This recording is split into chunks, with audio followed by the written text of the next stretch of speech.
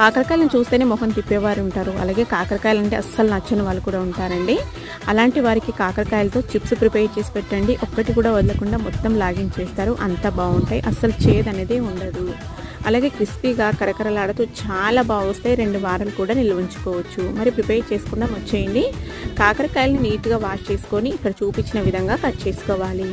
మరీ మందంగా కాకుండా పల్చగా స్లైసెస్ లాగా కట్ చేసుకొని ఒక బౌల్లోకి వేసేసుకొని శనగపిండి, బియ్యం పిండి, కార్న్ ఫ్లోర్ వేసేసుకొని అన్ని స్పైసెస్ అయితే వేసేసుకోవాలి. ఫుల్ డీటెయిల్గా వీడియో కావాలనుకుంటే వీడియో పైన మనకి ప్లే బటన్ ఉంటుంది, దానిపైన క్లిక్ చేశారంటే ఫుల్ వీడియో అయితే ఓపెన్ అవుతుందండి. ఈ విధంగా కొన్ని నీళ్ళు చిలకరించుకుంటూ ముక్కలకి బాగా పట్టించుకొని డీప్ ఫ్రైగా ఆయిల్ పెట్టుకొని ఆయిల్ బాగా హీట్ అయిన తర్వాత ఈ విధంగా విడివిడిగా ఒక్కొక్కటిగా అన్నట్టు బాగా మనకి ఆయిల్కి సరిపడా వేసేసుకొని బాగా ఫ్రై చేసుకోవాలి. చూడండి, ఈ విధంగా బాగా ఫ్రై అయితే మనకి అస్సలు చేదు ఉండవు అన్నట్టు.